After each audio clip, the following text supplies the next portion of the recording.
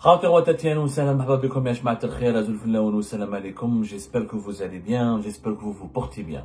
Hier, le 21 mai 2025, l'information que nous avons révélée concernant le remplacement à la tête de la Direction générale de la sécurité intérieure, la plus importante direction, pour ne pas dire le plus important service de renseignement en Algérie, le remplacement du général Nasser Djen par le général Hassan, le fameux général Hassan, de son vrai nom Abdelkader Ait Warabi, a suscité énormément de réactions dans notre communauté et cette émission a beaucoup cartonné et elle a suscité aussi beaucoup d'interrogations au sein de notre communauté qui n'ont peut-être pas encore compris tout le processus qui se met en place en ce moment pour assurer ou superviser ce changement important à la tête de la plus importante direction et de la plus importante agence de renseignement en Algérie.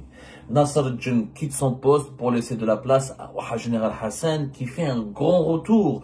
C'est le retour un retour même miraculé. C'est une réhabilitation inespérée, même auquel beaucoup de personnes personne n'y a cru d'ailleurs à ce retour. Le général Hassan Ait Warabi, je rappelle, qui était emprisonné entre 2015 et 2020, qui a été donné pour malade, pour très âgé, pour fatigué, mis à l'écart, pour un retraité qui coulerait ses jours heureux en tentant de se faire oublier, et finalement revenu au plus haut sommet de l'État algérien en dirigeant l'institution sécuritaire la plus sensible du pays, la plus puissante du pays, qui est la DGSI, le service de secret, les services secrets ou le service du renseignement intérieur, qui est chargé du contre-espionnage, de la lutte contre le terrorisme, la lutte contre la cybercriminalité, la criminalité internationale, le maintien de l'ordre, la corruption, les crimes économiques et financiers les plus graves. Le champ d'action et de prérogatives de la DGSI est extrêmement large. C'est ce qui fait de la DGSI en Algérie un service de renseignement particulièrement puissant. Alors, qu'est-ce qui va se passer maintenant? Et qu'est-ce qui va se passer? Quelles sont les perspectives pour les services secrets dans les mois ou les semaines à venir? Et comment cette ère du général Hassan va commencer et qu'est-ce qu'elle risque de faire changer en Algérie? D'abord, il faut savoir qu'hier, le 21 mai, c'est la décision qui est tombée. La décision officielle de mettre fin aux fonctions de général Nasser Djen et de nommer à sa place le général Hassan. La passation de consignes, hier on n'a pas été très précis, hier matin il n'y a pas eu de cérémonie de passation de consignes, il n'y a pas eu encore de rencontre, il n'y a pas eu encore de rencontre officielle ou de cérémonie officielle de désignation et de nomination du général Hassan. Cette cérémonie, selon nos investigations, aura lieu le samedi prochain. Je dis bien aura lieu le samedi prochain, on sera plus exactement le 24 mai. Le 24 mai prochain. Le 24 mai prochain, il y aura donc une cérémonie, certainement au siège de la Direction générale de la sécurité intérieure ou au sein du ministère de la Défense nationale, c'est selon, mais normalement ce sera au sein de la direction, au sein du siège de la Direction générale de la sécurité intérieure, qui est du côté de Douera. Un nouveau siège de la DGSI, de la Direction générale est à Douera, un énorme centre, une énorme direction hyper moderne, extrêmement sophistiquée, d'ailleurs pour laquelle on a déjà parlé sur Algérie Part, qui a coûté des investissements importants pour l'État algérien, estimé à plus de 1 milliard de dollars. Donc c'est le siège des services secrets algériens en ce qui concerne le renseignement intérieur. C'est à Douera, autour d'un ancien château qui appartenait qui relève de l'époque coloniale, c'est à Douera. On ne va pas en parler, c'est peut-être, voilà, Holden, ancien château Holden, voilà. C'était d'ailleurs, à l'époque, il devait abriter le siège de la DSS, le projet Holden, parce que il est situé justement au niveau du château Holden à Douera. C'était des biens coloniaux très prestigieux à l'époque, c'était un domaine avec plusieurs hectares, etc., qui a été donc récupéré par l'État algérien, ensuite qui a servi à des résidences, à une résidence pour le président Ben Bella, c'était sa résidence obligatoire quand il était emprisonné pratiquement, ensuite il a été libéré par Chad Ibn Jdid, et ce château Holden, autour de ce château Holden, il y a eu la construction d'une nouvelle infrastructure dédiée au service secret algérien, qui normalement d'ailleurs c'était la société chinoise qui a été désignée pour réaliser cette nouvelle infrastructure avec quelques sous-traitants algériens qui ont été triés sur le volet. C'est là où se trouve en tout cas le siège de la Direction Générale de la Sécurité Intérieure. Autour, les gens de Douala le connaissent très bien, on pouvait faire des recherches là-dessus, on en a déjà parlé sur Algérie Part. Le samedi prochain, il y aura la cérémonie d'installation officielle du général Hassan et la cérémonie, ce qu'on appelle la cérémonie de passation de consigne. Pour que vous sachiez de quoi il s'agit plus exactement. Maintenant,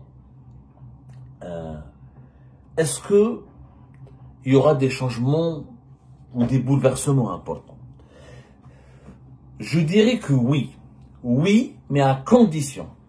Les perspectives d'avenir de la DGSI algérienne et des services secrets algériens dépendent de deux étapes. Première étape, est-ce que le général Hassan va imposer sa personnalité? Le général Hassan, contrairement à tous les anciens patrons de la DGSI et tous les anciens patrons des autres directions des services secrets algériens, il est connu il a deux caractéristiques majeures qui sont à la fois ses atouts et ses faiblesses. Un, il a une autorité, il a un nom qui sonne. Nasser al-Djen, il a une autorité. Mais le général Hassan, il a encore une plus grande notoriété. Pour une raison très simple, le général Hassan au sein des services secrets algériens, c'est une légende. Il est celui qui a dirigé le SCORAT de 2006 à 2015. Le SCORAT, c'est le service de coordination opérationnelle et de renseignement antiterroriste. C'est l'unité d'élite des services secrets algériens à l'époque du dialogue du général Tofir. Toutes les opérations d'infiltration, antiterrorisme, de démantèlement des groupes armés, de traque des groupes terroristes nationaux et internationaux étaient menées par le SCORAT. Le SCORAT, c'est la fine fleur des officiers des services secrets algériens. Général Hassan est connu pour avoir été une personnalité, un homme difficile, charismatique, extrêmement... certains disent qu'il est nerveux, d'autres disent qu'il est brutal, d'autres disent qu'il est volontairement très sévère en tout cas. Alors que sa sévérité tranche un petit peu, flirte avec la violence, son charisme flirte un petit peu avec on va dire, avec la brutalité. Donc, non, il a autant d'admirateurs que de détracteurs.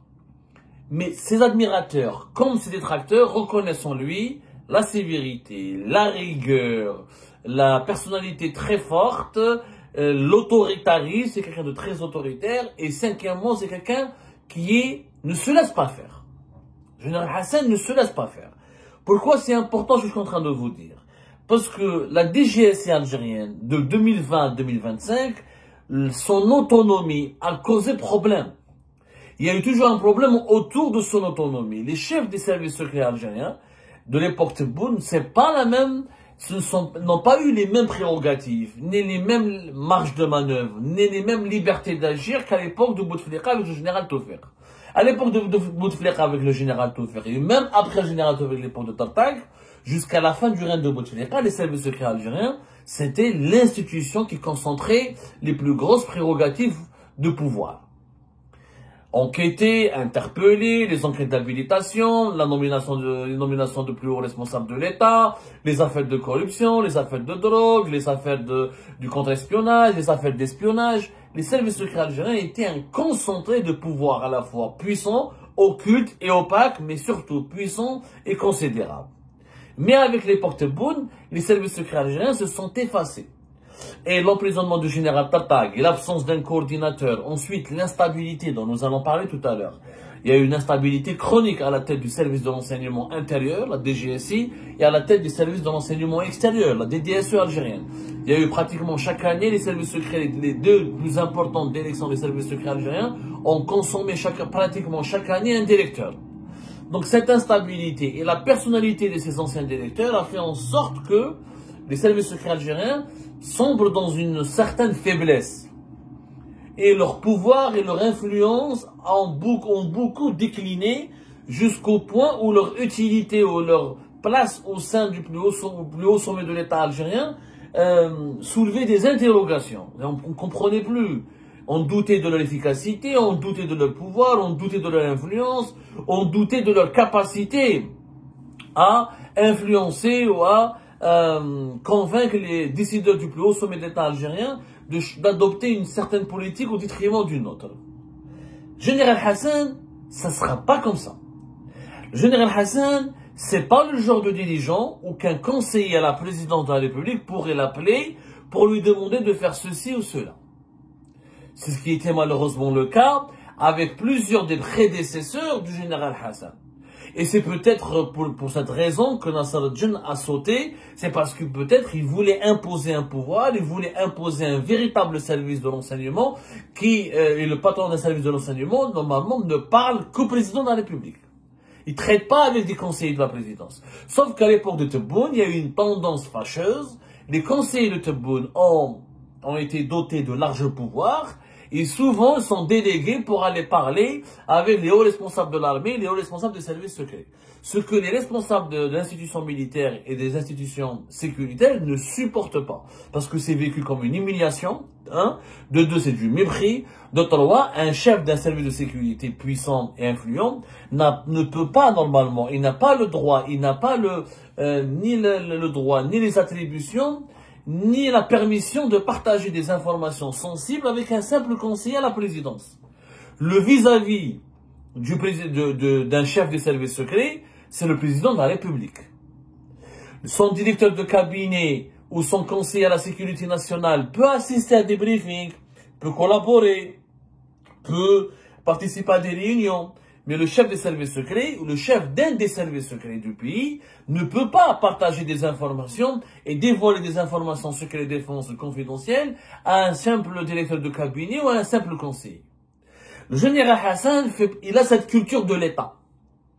Ça veut dire que le général Hassan, il va pas se faire, le Boualam demain va l'appeler pour essayer de le faire travailler comme il veut. Ça risque d'être très très difficile. Général Hassan ne va pas se laisser faire. Si demain, Sidi Kamel, Sidi Saïd, ou la Belkhaïm, ou un autre conseiller quelconque va essayer de prendre attache avec la direction générale de la DGSI, le général Hassan pourrait le prendre très très mal, il pourrait imposer de la sévérité, il pourrait rappeler à l'ordre ces personnes qui n'ont pas d'autorité sur lui. Le seul qui a une autorité sur le chef de la DGSI, c'est le président de la République et à la limite le chef d'état-major de l'armée. Puisque les chefs des services secrets algériens sont rattachés à la présidence, mais ils ont statut de militaire. Mais à part les deux, l'état-major de l'armée et le président de la République, personne n'a le droit de donner des ordres, des instructions, de soutirer des informations, de demander des rapports ou d'organiser des réunions avec le chef des services secrets. Qu'un conseiller ou qu'un directeur du cabinet veut participer ou veut faire le briefing ou faire des résumés, des échanges entre le président et les chefs des services secrets, c'est faisable. Ça, c'est une culture d'État. Même dans les pays développés, c'est comme ça. Même en France, c'est pas un simple conseiller à l'Élysée qui va appeler le directeur de la DGSE ou le directeur de la DGSI. C'est pas possible. Ou le ministre de l'Intérieur, ou le ministre des Armées, ou le président de la République. C'est toujours la hiérarchie. Donc, le général Hassan aura certainement pour tâche, et ce sera peut-être un premier test pour mesurer son influence, sa personnalité, s'il est réellement encore en forme ou pas, parce que le général Hassan, c'est qu'il est âgé. Nasser al-Din est jeune. Le général Hassan, il est âgé de plus de 75 ans. Et il a souffert d'un certain nombre de maladies. Et ça fait 10 ans qu'il n'a pas travaillé. Donc, c'est un véritable, les premiers jours, et les relations avec l'entourage de Tebboune, et notamment les conseillers de Tebboune, qui outrepassent souvent les limites et leur pouvoir, et qui instrumentalisent souvent leur fonction, leur proximité avec Tebboune, pour réaliser des tâches qui ne relèvent pas de leurs prérogatives ni de leur mission. Donc, les rapports entre le général Hassan et l'entourage proche de Tebboune sera le premier examen qui permettra de mesurer la force et d'évaluer la force encore, si elle est intacte ou pas, de la personnalité du général Hassan. Mais ce qu'on sait de Hassan, ce qu'on sait de ce général, c'est qu'il ne se laissera pas faire. Donc, ou les conseillers de Tebboune vont être rappelés à l'ordre, ils vont se calmer, et ils ne vont pas s'ingérer dans le travail des services secrets, ou il y aura rapidement un conflit. Dans ce conflit, où c'est le général Hassan qui va triompher, et qui va imposer le respect et la discipline, en leur disant c'est simple, moi si le président veut me voir, il n'a qu'à m'appeler, il me convoque, je viens le voir, je n'ai de compte à rendre qu'au président, je ne peux briefer que le président, je n'ai pas à partager des informations avec tout le monde au risque qu'il y ait des fuites, ce qui pourrait toucher d'ailleurs à la sécurité nationale. Donc les premiers jours seront déterminants, ce sera un examen déterminant. La deuxième étape, c'est qu'au sein de la DGSI en Algérie, il n'y a pas que le patron de la DGSI comme poste sensible. Il y a aussi le patron de la caserne Antar, le CPO de Antar, qui est le centre principal des opérations basé à Ben Aknoun, la fameuse caserne Antar. C'est le cœur battant des opérations de la DGSI. La DGSI elle a un siège au niveau de la direction générale à Douira, mais elle a aussi le cœur de son pouvoir, de toutes ses opérations sont décidées à Antar. La DGSI en Algérie, comment elle est organisée? Dans toutes les wilayas, il y a ce qu'on appelle des CTL, des centres de traitement, de renseignement, etc. Ça, c'est les CTL. Ensuite, au niveau des grandes régions, il y a un directeur régional de la DGSI qui opère, qui est détaché, qui gère une base importante, qui est une sorte de direction régionale qui regroupe plusieurs wilayas. Ensuite, vous avez la caserne Antar qui est le CPO. Et le CPO, c'est le cœur battant, encore une fois, c'est le cœur battant de toutes les opérations menées par les services secrets algériens. Donc, le patron de Antar sera, est-ce que l'actuel patron de Antar, c'est le colonel Tarek? Il est attaché et c'est un fidèle collaborateur du général Nasser Djen. Est-ce que Hassan va le remplacer? Tout nouveau chef de la DGSI doit imposer son équipe, doit imposer ses fidèles collaborateurs, il doit ramener ou insuffler du sang neuf, ou ramener des collaborateurs qui ont sa confiance pour qu'ils puissent conduire sa stratégie, sa politique. Donc le poste de Antar, ou Hassan va imposer un homme à lui, ou, comme il y a une thèse qui circule, d'autres lobbies au sein du pouvoir, notamment la présidence algérienne, va essayer de lui imposer un chef à la tête de Antar. Si le chef de Antar est imposé à Hassan sans qu'il soit le premier choix de Hassan, général Hassan je veux dire, là ça sera compliqué. Là on aura une dualité. On aura une dualité, c'est-à-dire on aura un patron de la DGSI qui n'est pas en même phase et qui n'est pas très qui n'est pas en harmonie avec le chef de Antar. Ça pourrait créer problème. Ça pourrait vraiment créer problème. Donc Hassan, le général Hassan, le deuxième test, après les rapports et ses rapports avec l'entourage de Tebboune et ses conseillers, ça sera sa capacité à imposer rapidement un chef à Antar. Il doit imposer lui-même, choisir lui-même qui va être chef à Antar, qui va diriger Antar. Parce que encore une fois, le numéro 2 de la DGSI, c'est le patron de Antar, qui est la caserne, les unités les plus importantes de la DGSI sont localisées à Antar. Donc, juste après l'installation de général Hassan, les premières semaines vont nous permettre de comprendre quel sera l'avenir des rapports de force au sein du pouvoir algérien et donc quel sera l'avenir politique de l'Algérie.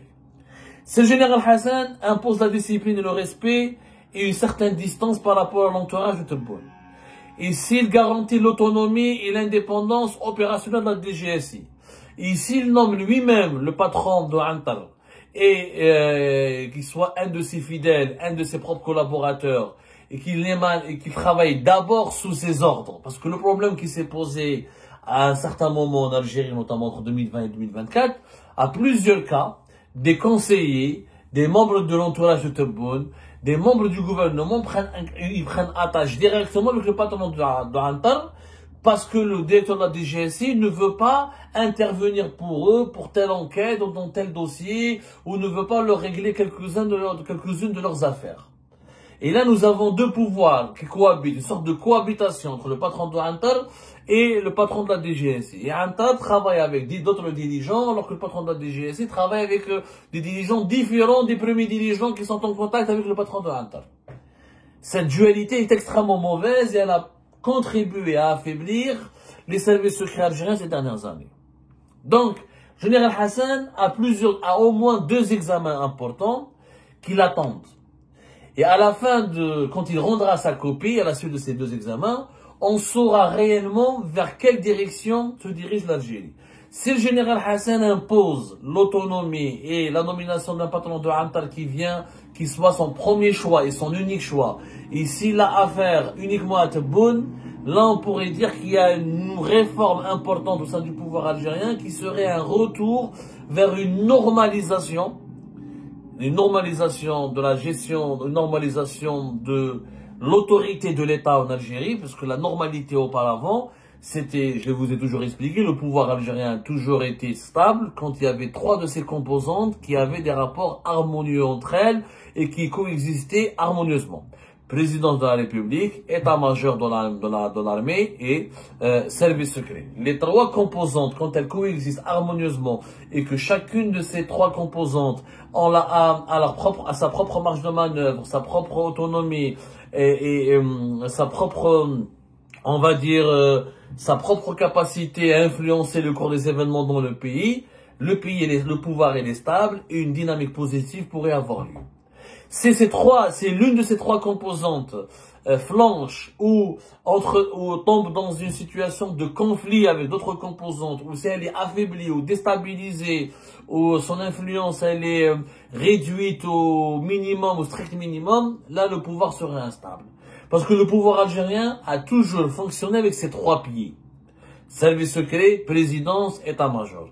Si l'un de ces piliers est blessé, le régime algérien va boiter, et le pays va sombrer dans une instabilité. Donc le général Hassan, s'il arrive à restaurer l'autorité des services secrets, à restaurer leur prestige, à restaurer leur influence, à imposer leur mot à dire, leurs paroles, et pour que les services secrets redeviennent la véritable boîte noire de l'État algérien. Alors là, l'Algérie pourrait amorcer une nouvelle étape. Une nouvelle étape qui peut aller vers moins de guerre de clans, moins de lutte intestine, plus d'intelligibilité dans la gestion des affaires de l'État, plus de pérennité dans la nomination de certains hauts responsables de l'État, et puis un changement peut-être de cap vis-à-vis de l'opposition, dans le dossier des libertés publiques et individuelles, parce que le général Hassan, il vient du monde du DRS. L'univers du DRS du général Taoufir, c'est l'univers du compromis, de la répression, de la dureté, de l'autorité, de l'autoritarisme, mais aussi du compromis. La génération du général Hassan sait ce que c'est que la démocratie, sait ce que c'est que les droits de l'homme, sait ce que c'est que la presse libre, sait ce que c'est que l'avoir des partis de l'opposition. Il sait très bien qu'il faut qu'il fasse un compromis avec ces valeurs-là pour que le pays puisse tenir et fonctionner. Parce qu'un autoritarisme absolutiste, aveugle, ne génère que de l'instabilité, que des frustrations, et ne permet pas de contrôler un pays. Il faut des bouffées d'oxygène, il faut des soupapes. Et les anciens de DRS du général Taoufir comprennent, ils ont cette culture de l'État, ils comprennent la nécessité d'avoir des soupapes. Maintenant, tout dépend de la capacité du général Hassan à s'imposer, de la marge de manœuvre qu'on va lui laisser, de combien il va rester dans son poste, parce que s'il se dispute avec quelques conseillers ou il y a un conflit qui éclate au bout de quelques semaines, il risque de ne pas durer longtemps. De son état de santé, parce qu'il a un âge avancé, est-ce qu'il aura la capacité physique de travailler? C'est le général Hassan de 2025, c'est pas le général Hassan d'il y a 10 ans. Donc il y a pas mal de paramètres que nous ignorons pour le moment, et que nous allons pouvoir, dont la démonstration pourrait avoir lieu dans les prochains jours. Comme ça, on aura une vision claire. En Algérie, il n'y a que deux chemins qui l'attendent. Ou le chemin d'un retour à la normalité, un État cohérent, fort, mais qui est respectueux, qui donne une marge de manœuvre à l'opposition, à la liberté de la presse, aux libertés publiques, tout en gardant un certain autoritarisme éclairé et relatif. Ou le chemin de plus de dictature, mais avec plus de guerre de clans, plus d'incohérence, plus de déchirement au sein du système, avec un fonctionnement qui n'est pas du tout harmonieux, avec une des trois composantes du régime qui souffre, qui est fortement déstabilisée, ce qui pourrait entraîner tout le régime dans des crises de dysfonctionnement très terrifiantes, avec des conséquences désastreuses par la suite pour la stabilité de l'Algérie. Voilà ce qu'on peut dire pour le moment des dessous et des tenants et aboutissants de l'arrivée de la prochaine nomination du général Hassan, qui est appelé à prendre ses fonctions, encore une fois je le redis, à partir de samedi prochain, le 24 mai 2025.